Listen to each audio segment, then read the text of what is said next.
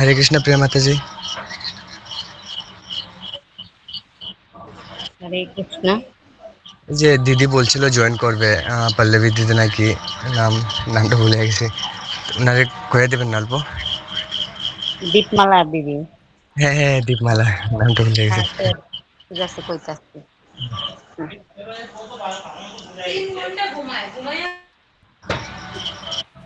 जी प्रभु जी, आप शुरू कर सकते हैं। জি প্রভুজি।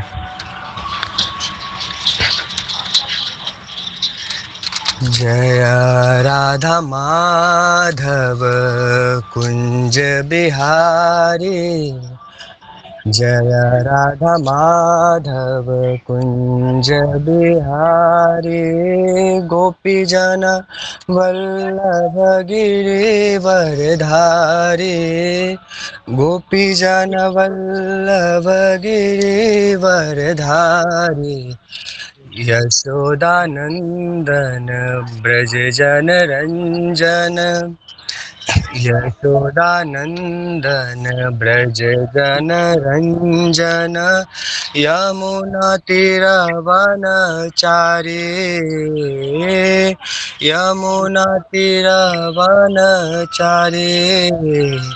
जय राधा माधव कुंज बिहारी, जय राधा माधव कुंज बिहारी, जय गोपी जन वल्लभ गिरिवरधारी, गोपी जन वल्लभ गिरिवरधारी, जय राधा माधव राधा माधव श्री राधे, जय राधा माधव राधा माधव श्री राधे। जय राधा। ॐ अज्ञानतिमिरान्धस्य ज्ञानञ्जनशलाकया चक्षुरुन्मिलितं येन तस्मै श्रीगुरुवे नमः। श्रीचैतन्यमनोभीष्टं स्थापितं येन भूतले स्वयं रूप गदा मह्यं ददाति स्वपदान्तिकम्। वन्देऽहं श्रीगुरो श्रीयुतपदकमलं, श्रीगुरून् वैष्णवांश्च श्रीरूपं साग्रजातं सहगणा रघुनाथान्वितं तं सजीवं साद्वैतं सावधूतं परिजनसहितं कृष्णचैतन्यदेवं श्रीराधाकृष्णपादान् सहगणा ललिता श्रीविशाखान्विताश्च। हे कृष्णा करुणा सिंधु दीनबंधु जगतपते, गोपेश गोपिका कांत राधा कांत नमस्तुते। तप्त कांचन गौरांगी राधे वृंदावनेश्वरी, वृषभानुसुते देवी प्रणमामि हरिप्रिये। वाञ्छकल्पतरुभ्यश्च कृपा सिन्धुभ्य एव च पतितानां पावनेभ्यो वैष्णवेभ्यो नमो नमः। जय श्री कृष्ण चैतन्य प्रभु नित्यानंद, श्री अद्वैत गदाधर श्रीवासादि गौर भक्तवृंद। हरे कृष्णा कृष्णा कृष्णा हरे हरे, हरे राम राम राम हरे हरे। ओम नमो भगवते वासुदेवाय, ओम नमो भगवते वासुदेवाय, ओम नमो भगवते वासुदेवाय। मूकं करोति वाचालं पंगुं लंघयते गिरिं, यत्कृपातमहं वन्दे श्रीगुरुदिनतारिणं। परमानंद माधवं श्रीचैतन्य ईश्वरम्। ओम तत्सत, ओम तत्सत, ओम तत्सत। हरे कृष्ण प्रभु जी, हरे कृष्ण रूपम प्रभु जी,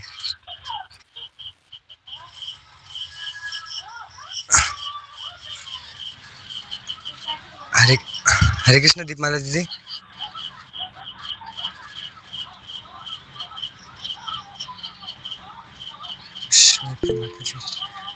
हरे, तो मैं स्टार्ट करता हूँ प्रभु जी। कोई अगर मुझसे भूल चूक हो तो मुझे माफ़ कीजिएगा।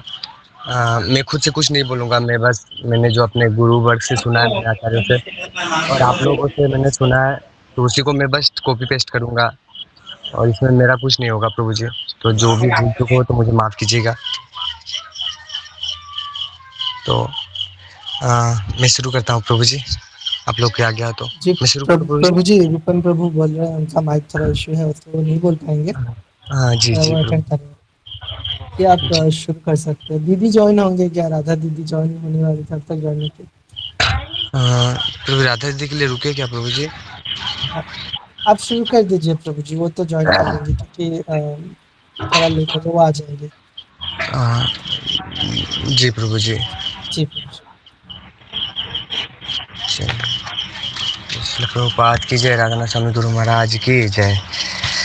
तो प्रभु जी मैं स्टार्ट करता हूँ। हाँ प्रभु जी। जी प्रभु जी। तो प्रभु जी सबसे पहले हम लोग जानेंगे कि हमारा स्वभाव कैसा है प्रभु जी। तो ये हम कैसे जान पाएंगे कि भक्ति विनोद ठाकुर जी का एक बहुत प्यारा भजन है प्रभु जी, और वो इस भजन के माध्यम से व्यक्त करते हैं कि हम लोग इस भौतिक संसार में आकर कैसे हो जाते हैं। तो वो भजन का 2 लाइन में गाना चाहूँगा। तो आप वो भजन स्क्रीन पर दिखाएंगे तो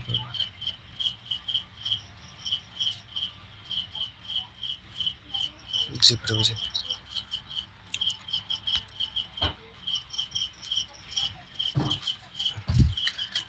আমার জীবন সদা পাপে রত, নাহি কা পুণ্যের লেশ। আমার জীবন সদা পাপে রত, নাহি কা পুণ্যের লেশ। পরের উদ্বেগ দিয়াছি কত, দিয়াছি জীবের ক্লেশ। নিজ সুখ লাগি পাপে নাহি ডরি, দয়াহীন স্বার্থ পর। নিজ সুখ লাগি পাপে নাহি ডরি, दयाहीन स्वार्थ पर। पर सुखे दुखे सदा मिथ्या भाषी, पर दुख सुख कर। पर सुखे दुखे सदा मिथ्या भाषी, पर दुख सुख कर। अशेष कामना हृदय माझे मोरा, क्रोधी दंभ परायण। अशेष कामना हृदय माझे मोरा, क्रोधी दंभ परायण। मद मत सदा विषय मोहिता, हिंसा गर्भ विभूषण। मद मत सदा विषय मोहिता, हिंसा गर्भ विभूषण। निद्रालस्य हत सुकार्य विरत, अकार्य उद्योगी आमे। निद्रालस्य हत सुकार्य विरत, अकार्य उद्योग आमे। प्रतिष्ठा लगी सत्याचरण, लोभहत सदा कामे। प्रतिष्ठा लगिया सत्याचरण, लोभहत सदा कामे। एह न दुर्जन सज्जन वर्जित, अपराधी निरंतर।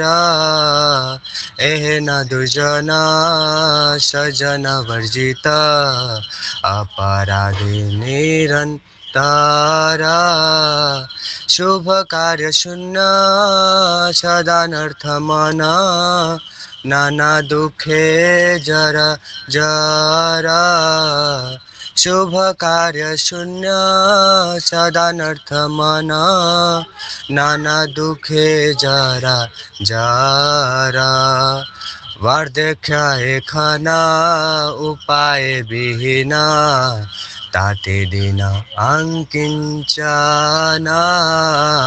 वार्धक्य खाना उपाय विहीना ताते दिन अंकिंचना भक्ति विनोद प्रभुर चरणे करे दुख निवेदना भक्ति विनोदा प्रभुर चरणे करे दुख निवेदना हरे कृष्णा कृष्णा कृष्णा हरे हरे हरे राम राम राम हरे हरे हरे कृष्णा कृष्णा कृष्णा हरे हरे हरे राम राम राम हरे हरे हरे कृष्णा कृष्णा कृष्णा हरे हरे हरे राम राम राम हरे हरे हरे कृष्णा कृष्णा कृष्णा हरे हरे हरे राम राम राम हरे जय वैष्णव ठाकुर जय वैष्णव ठाकुर जय वैष्णव ठाकुर जय भक्ति विनोद ठाकुर भक्ति विनोद ठाकुर भक्ति विनोद ठाकुर भक्ति विनोद ठाकुर जय प्रभुपाद प्रभुपाद जय गुरुदेवा जय हरे कृष्ण।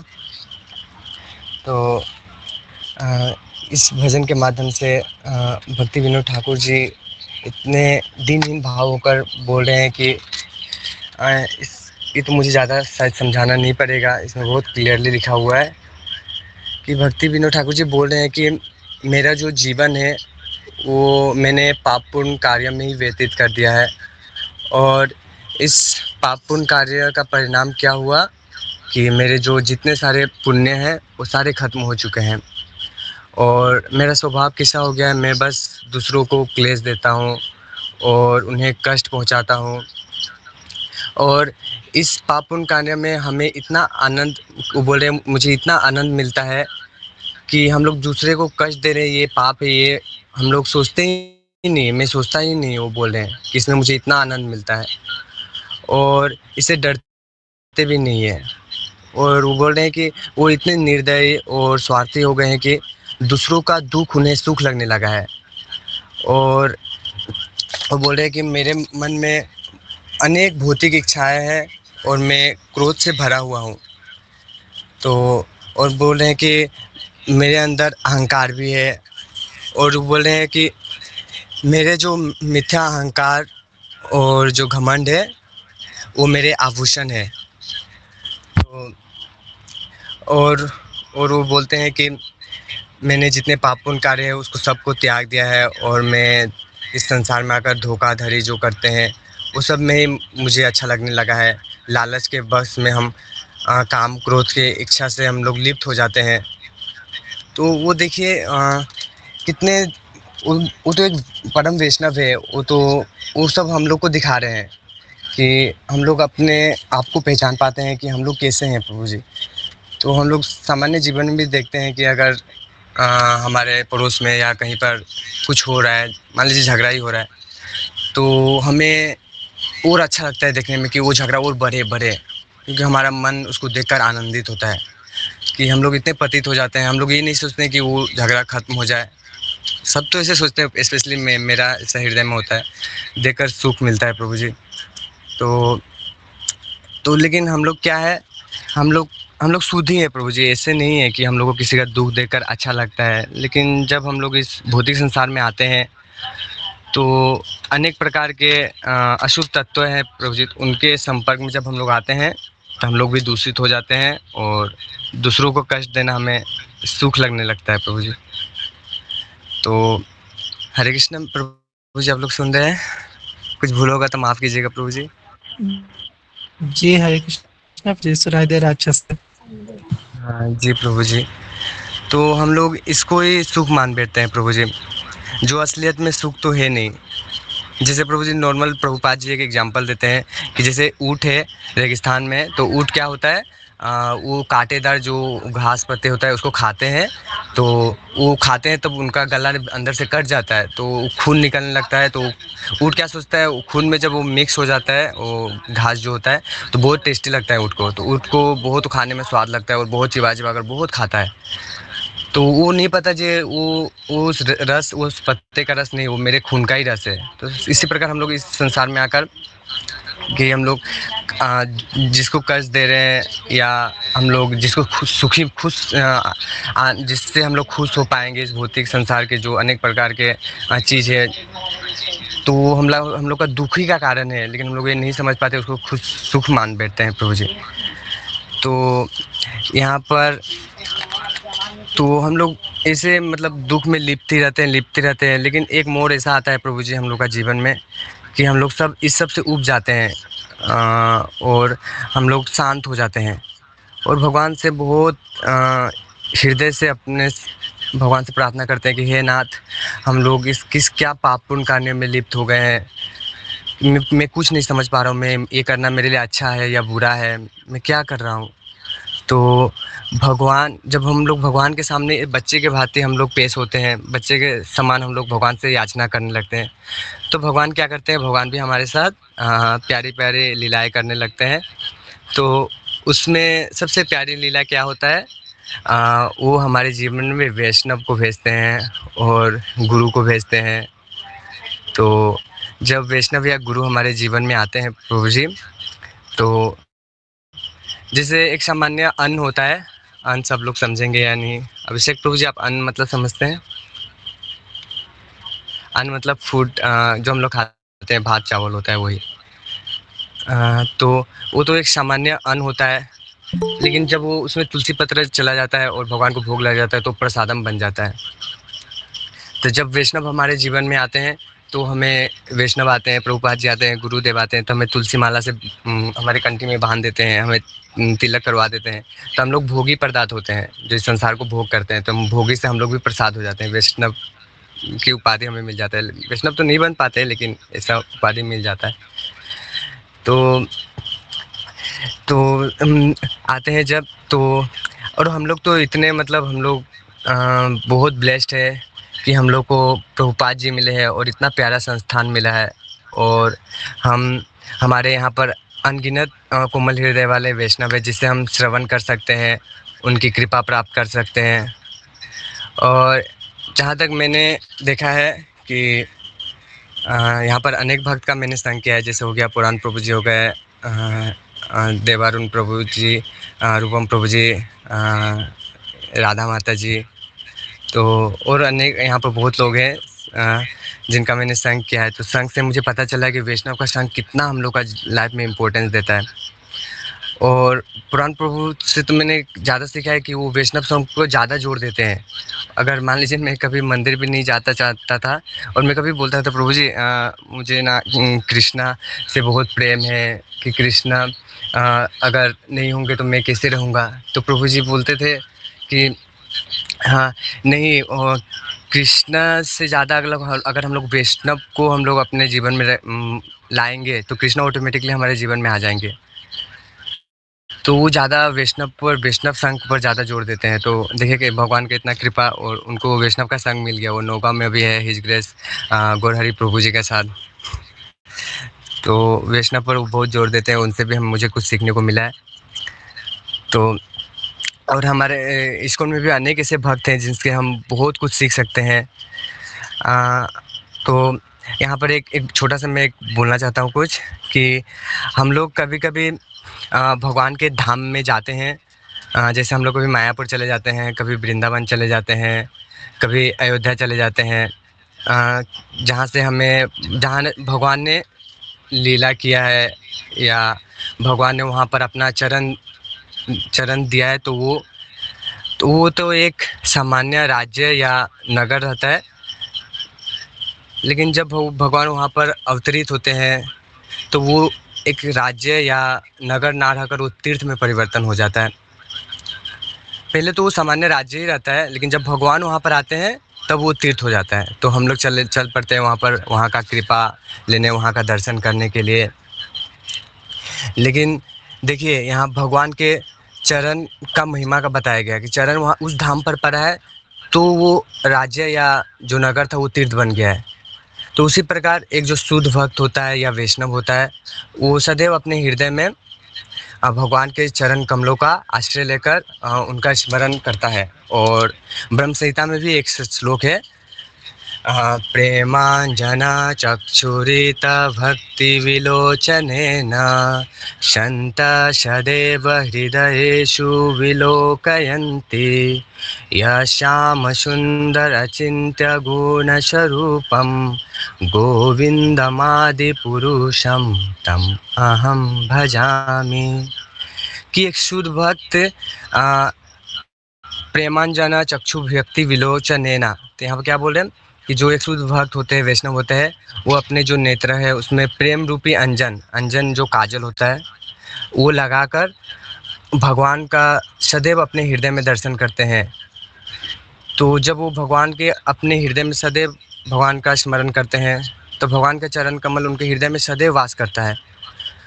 तो वैष्णव जो है एक तीर्थ या धाम के समान ही कृपा बरसाने वाले हो जाते हैं, और वो ये धाम के समान ही हो जाते हैं।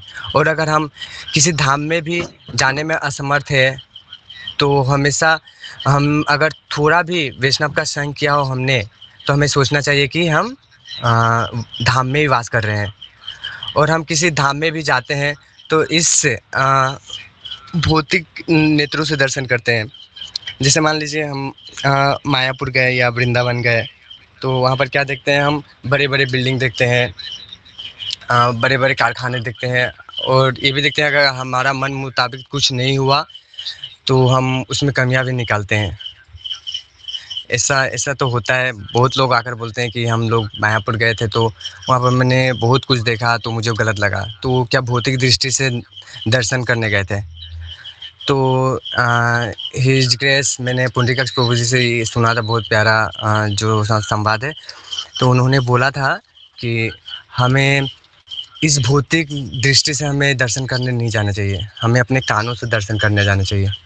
कर्म इंद्रिया जो हमारे होते हैं, तो हम कानों से किस प्रकार दर्शन कर सकेंगे ये थोड़ा अजीब है। परंतु प्रभु जी हम कानों से किस प्रकार दर्शन करेंगे, देखेंगे। हरे कृष्ण प्रभु जी। हरे कृष्ण। हम कानों से किस प्रकार दर्शन करेंगे, आपको पता है? जी जितना मुझे पता है, मतलब हम तो नहीं कर सकते, भगवान कर सकते हैं शायद। जी जी। वो तो राधा दीदी या रूपम प्रभु या गौरव प्रभु से मैं नहीं पूछूंगा, क्योंकि उनको इसका उत्तर पता होगा और मैं बताना चाहता हूँ, इसलिए इसको मैं नहीं पूछूंगा।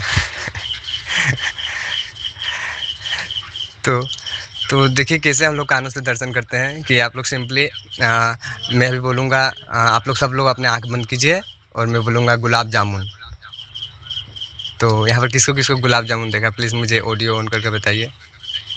मुझे दिखा। गुलाब जामुन दिखा किसी को? और किसी जी को नहीं दिखा दिखा? प्रभु। और शायद किसी को गुलाब जामुन पसंद नहीं है। ठीक है, व्हाइट रसगुल्ला जो होता है वो किसी को दिखा? जी प्रभु जी दिखा। गुलाब जामुन दिखा ना? जी प्रभु जी। जी, और शायद किसी को मीठा पसंद नहीं है। तो चलिए, तो आपने गलत सिद्ध कर दिया हमें। नहीं, तो गुलाब जामुन दिखा ना। तो हम लोग ने सुना कान से, लेकिन जब हम लोग ने बोला गुलाब जामुन तो हमारे हृदय में वो छवि अंकित हो गया, तो हम लोग ने देख लिया। तो हम लोग प्लान बनाएंगे कि अब कल हमें जो गुलाब जामुन खाना होगा, तो कल पुराण प्रभु और राधा दीदी साथ चले जाएंगे खाने के लिए। तो वो खाने के लिए चल पड़ेंगे। रूपम प्रभु का तो होटल सामने ही है, वो खा लेंगे। तो तो हम लोग उसको खाने का प्लान बनाना शुरू कर देंगे। उसी प्रकार हम लोग जब किसी धाम में जाते हैं तो वहाँ के जो वैष्णव संत थे, वो जो क्या बोल रहे हैं, क्या वहाँ पर लेक्चर चल रहा है, उसको बैठकर सुनना चाहिए हम लोग को। और बस हमें दर्शन करने के मूड से नहीं जाना चाहिए, मंदिर देखेंगे, ये देखेंगे। वहाँ जो वैष्णव होते हैं, साधु होते हैं, वो भागवतम पाठ कर रहे हैं या कुछ भी कर रहे हैं, तो उनको हमको जाकर बैठकर श्रवण करना चाहिए। लेकिन क्या होता है, हम लोग को इतना मन हमारा चंचल हो जाता है कि किसी चीज़ को हम लोग बैठकर सुन ही नहीं पाते। तो वैष्णव क्या बोल रहे हैं, उस बात को अपने हृदय में अंकित कर कर हम लोग को घर में लेकर आना चाहिए। घर में जब हम आते हैं तो उसको हम लोग को विचार करना चाहिए, हाँ ये प्रभु जी ने ये बात बोला था, ये बात बोला था, उसको आत्मसात करना चाहिए और उसे अपने जीवन में अप्लाई करना चाहिए। तो इस प्रकार हम लोग कर्म इंद्रियों से दर्शन कर सकते हैं। तो माफ़ कीजिएगा, मुझसे कुछ भूल हुआ तो, गलत हुआ हुआ तो। राधा जी कुछ गलत हुआ है? गौरारी प्रभु जी। आपने सही बोला है। श्रवण के माध्यम से ही हम मतलब कर्नेंद्रिय से भगवान का या वैष्णव का या धाम का दर्शन कर सकते हैं। तो हम लोग चलते हैं कि भगवान हमसे कितना प्रेम करते हैं कि, तो हम लोग इसमें देखते हैं श्रीमद् भागवतम के 9वें स्कंद के 4थे अध्याय में हम लोग महाराज अम्बरीश और दुर्वासा मुनि की कथा तो हम लोग ने सुना ही है। तो उसके बारे में तो मैं थोड़ा प्रकाश बोलना चाहूँगा कि हाँ, कि भगवान भक्तवत्सल भगवान अपने भक्त से कितने प्रेम करते हैं। तो अगर कोई वैष्णव को कोई हानि पहुंचाना चाहता है तो स्वयं भगवान उसको नहीं बचा सकते। अगर कोई एक शुद्ध वैष्णव के चरणों में कोई अपराध करता है तो उसे एकमात्र वो वैष्णव ही क्षमा कर सकता है। और वैष्णव इतने करुणा से परिपूर्ण होते हैं कि उनके प्रति अपराध करने वाले के भी उनको क्षमा कर देते हैं, जो उनके प्रति अपराध किया है। तो हमें हमारे आचार्यों द्वारा लिखे गए अनेक भजन हैं जिसमें वैष्णव के वात्सल्य, प्रेम, दयालु भाव, उनके उदार चरित्र का वर्णन किया गया है। तो आइए हम इस कथा के थोड़ा कुछ जानते हैं इस कथा के बारे में।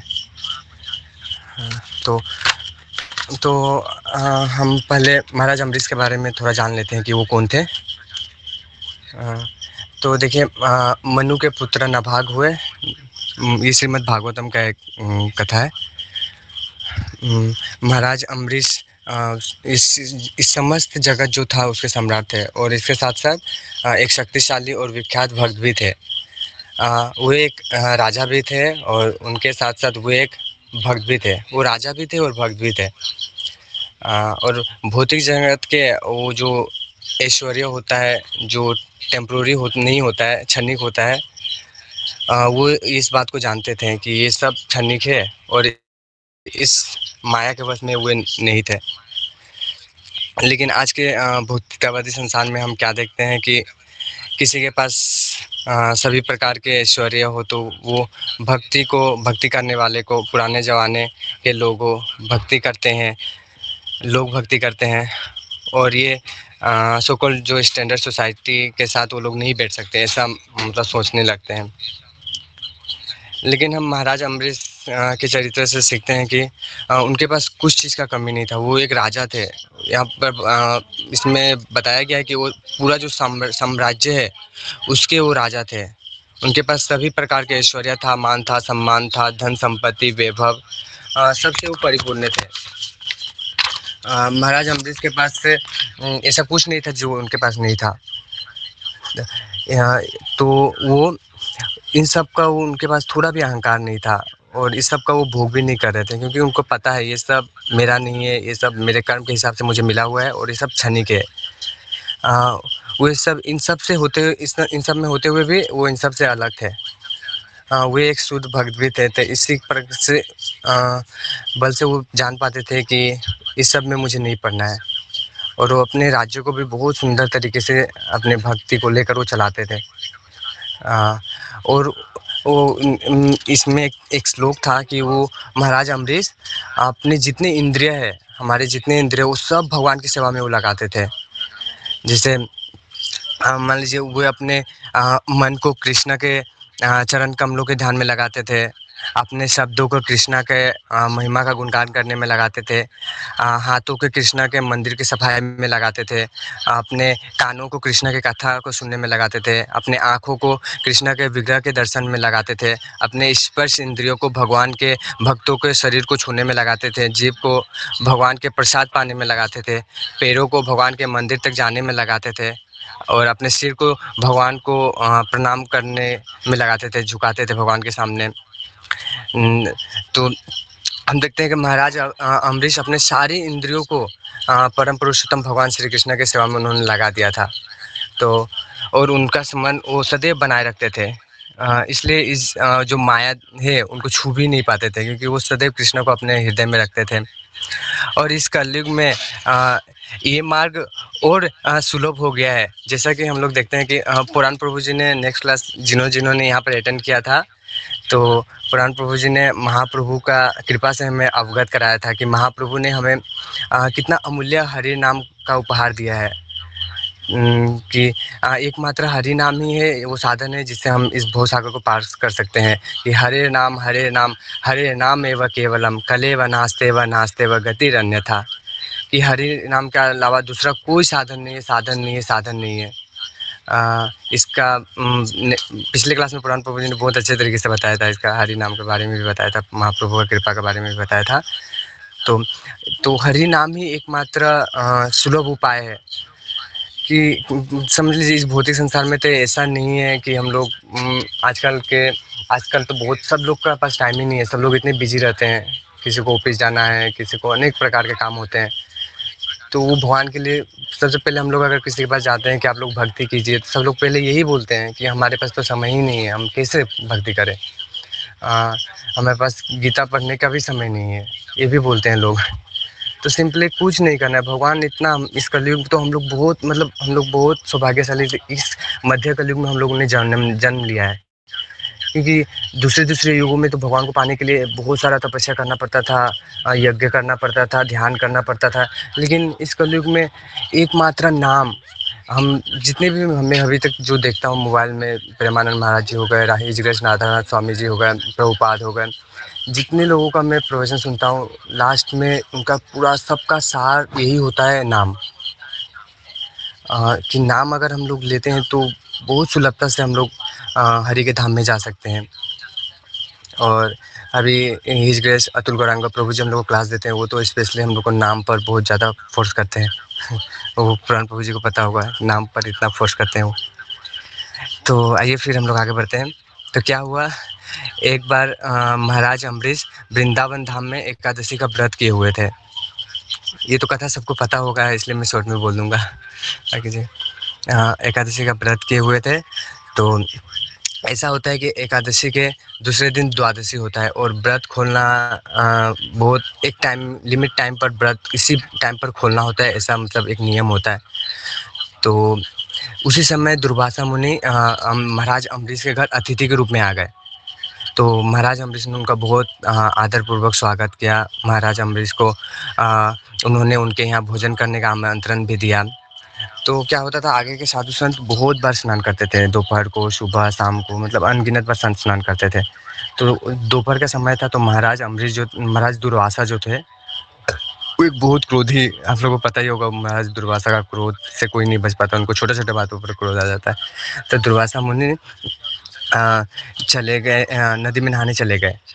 तो इधर महाराज अम्बरीश का उनका इंतज़ार कर रहे हैं, और उनका व्रत खोलने का समय मतलब बीता जा रहा है।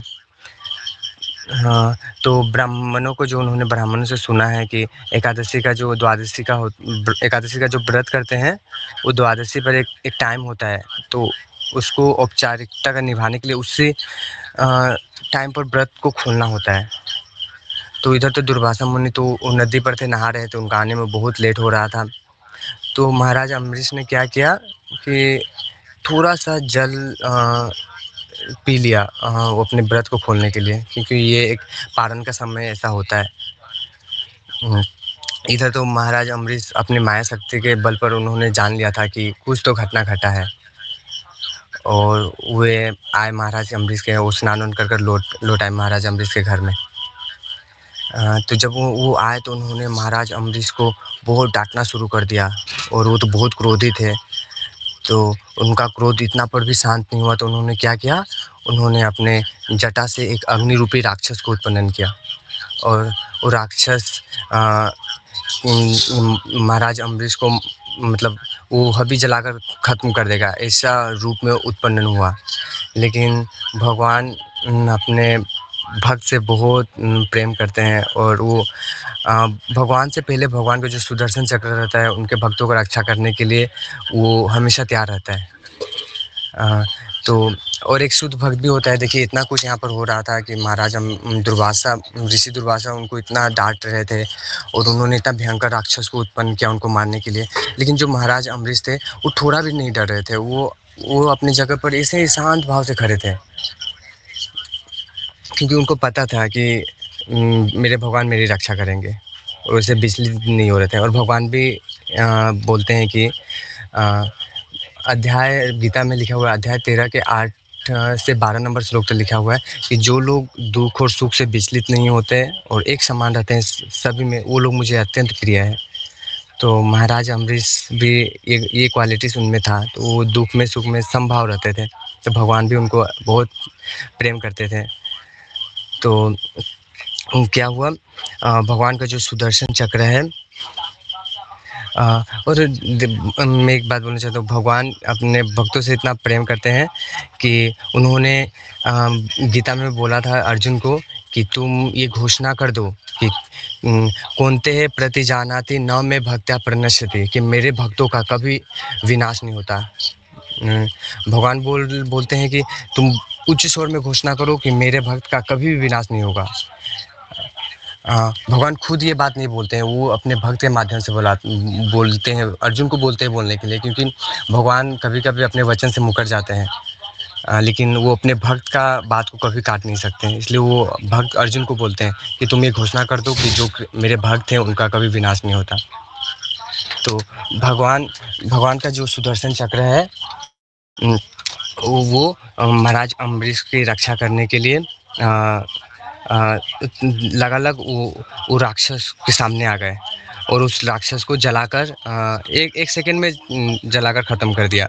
वो जो सुदर्शन चक्र था, ये उसी प्रकार होता है जैसे मान लीजिए एक जंगल है, जंगल में एक बहुत जहरीला सांप है, बहुत खतरनाक सांप है। तो वो बहुत लोगों को हानि पहुंचाता है, लेकिन जब जंगल में आग लग जाता है तो उसका अस्तित्व कुछ नहीं रहता, वो एक क्षण में जलकर राख हो जाता है। इसलिए भगवान के भक्तों का जो दुश्मन है, वो जितना भी शक्तिशाली क्यों ना हो, वो भगवान का प्रकोप के सामने वो कुछ भी नहीं कर सकता, वो एक सेकंड में ख़त्म हो जाता है। उसी प्रकार वो परास्त हो गया, ख़त्म हो गया, जलकर राख हो गया, जो दुर्वासा मुनि ने राक्षस को उत्पन्न किया था।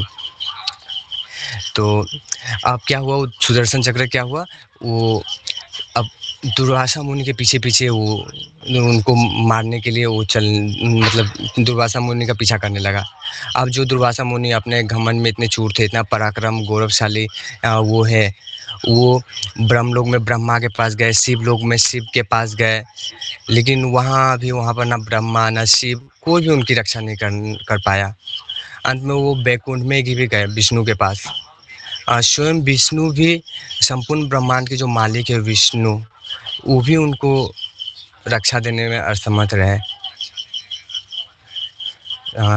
तो यहाँ पर एक भजन में भी बोला गया है कि हरि स्थाने अपराधे तारे हरि नाम, तोमा स्थाने अपराधे नाही परित्राण, कि भगवान बोल रहे हैं कि तुम मेरे प्रति अपराध कोई करोगे तो हो सकता है मैं क्षमा कर दूंगा, लेकिन अगर मेरे भक्त के प्रति अगर किसी ने कुछ अपराध किया है तो उसका कहीं भी कुछ भी नहीं हो सकता, कोई क्षमा नहीं कर सकता। तो नारायण भी ऐसे व्यक्ति को कभी क्षमा नहीं करते जो एक वैष्णव को नाराज करे या उसे कष्ट पहुंचाए।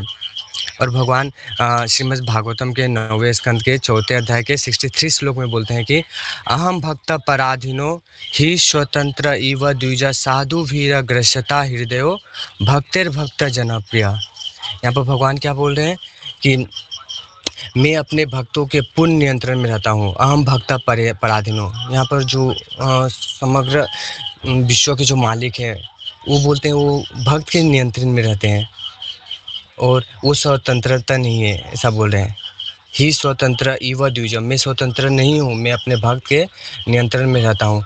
मेरे भक्त सदैव इस भौतिक इच्छाओं से रहित होकर वे केवल मुझे स्मरण करते हैं और मैं उनके हृदय में विराजमान रहता हूँ। और भगवान क्या बोल रहे हैं यहाँ पर, मैंने एक चीज़ बहुत प्यारा लगा मुझे, भक्ता भक्ता जनप्रिय। क्या भगवान क्या बोल रहे हैं कि वो भक्त मुझे अत्यंत प्रिय है। भगवान के जो देखिए, भगवान के जो भक्त है, उनके जो भक्त हो रहे हैं वो भगवान को उससे भी ज़्यादा प्रिय है। भगवान बोल रहे हैं देखिए, इस त्रिलोक के मालिक हैं जिनके अधीन ब्रह्मा शिव सभी देवी देवता रहते हैं, वो भगवान कह रहे हैं कि मैं अपने भक्त के नियंत्रण में हूँ। और इस श्लोक के लास्ट लाइन अगर हम अपने जीवन में आत्मसात कर ले तो हम कृष्ण के प्रिय बन सकते हैं। कि वे कह रहे हैं कि भक्त मुझे बहुत प्रिय है। और श्री नरोत्तम दास ठाकुर भी कहते हैं कि छाड़िया वैष्णव सेवा निस्तार पाए छे केवा, कि एक भक्त बने बिना कोई भी इस भौतिक जगत के माया से मुक्त नहीं हो सकता। और स्वयं कृष्ण के अवतार चैतन्य महाप्रभु वे खुद को गोपी भर्तु पद कमलयोर दासा दासानुदासों के रूप में बताते हैं, कि वो बोल रहे हैं कि मैं गोपी के पद कमलों का दास का दास हूँ, जो महापुरुष स्वयं कृष्ण के अवतार थे। इससे महाप्रभु हमें सीख देते हैं कि हम सीधे कृष्ण की सेवा करेंगे तो शायद कृष्ण को हम खुश या प्राप्त ना कर पाए, लेकिन अगर उनके सेवक के सेवक हम बन जाए और वैष्णव का हम संग करें, उनके वाणी से निकले शब्दों का हम अपने जीवन में आत्मसात करें, उनकी सेवा करें, तो कृष्ण हमसे बहुत खुश होंगे और उनकी कृपा बहुत सुलभता से हमें प्राप्त हो जाएगी।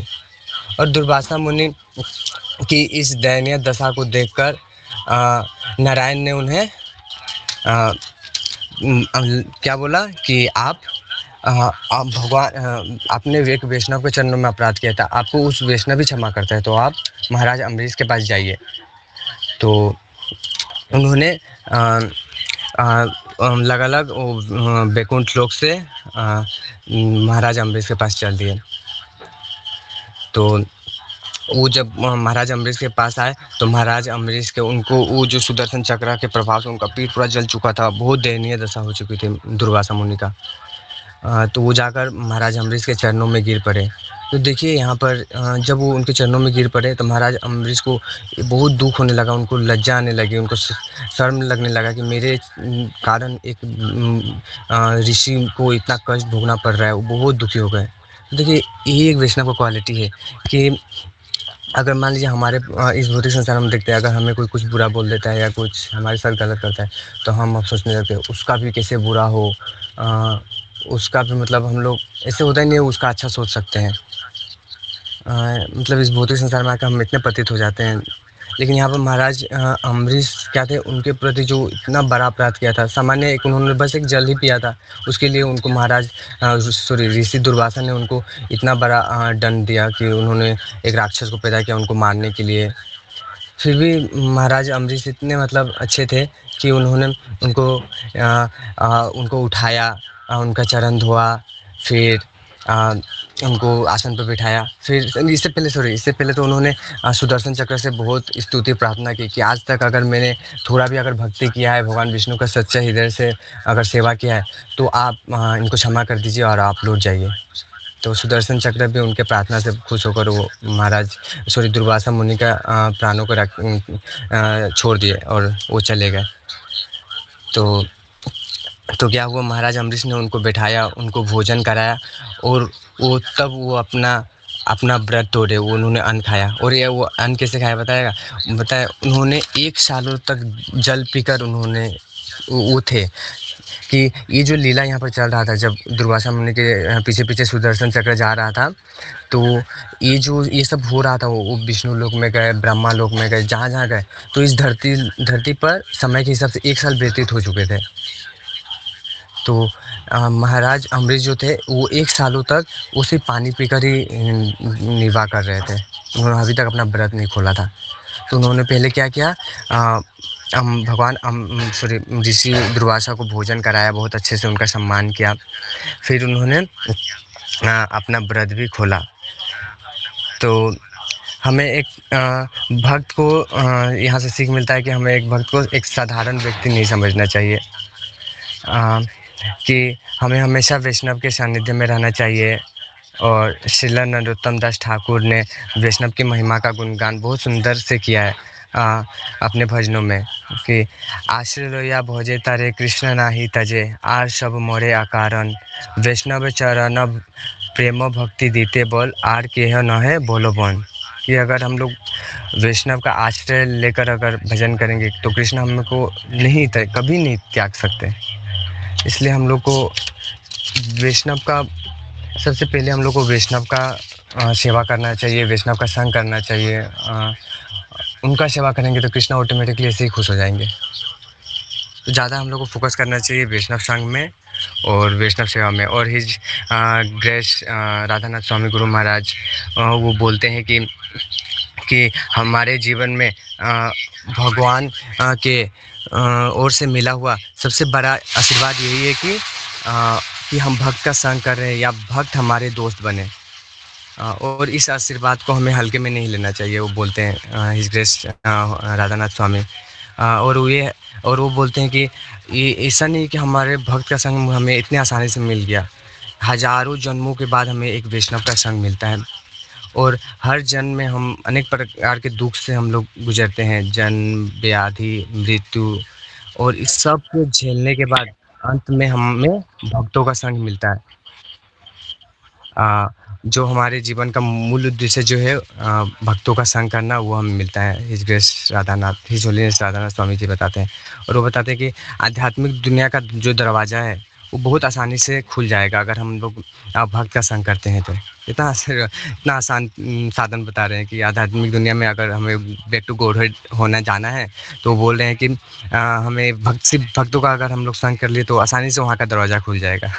इतना ये तो नाम से भी आसान तरीका ये बता रहे हैं। और हम भक्तों का संग में है, अगर हम भक्तों से दोस्ती करते हैं तो हम बहुत आसानी से भगवान की कृपा प्राप्त कर सकते हैं। और अगर हम भक्त का संग नहीं किए तो हम भगवान की कृपा से भी वंचित रह जाएंगे, वो बोलते हैं। और बोलते हैं क्या, असली मिलन यही है कि हम भक्तों से प्यार करें, उनका सम्मान करें। और अगर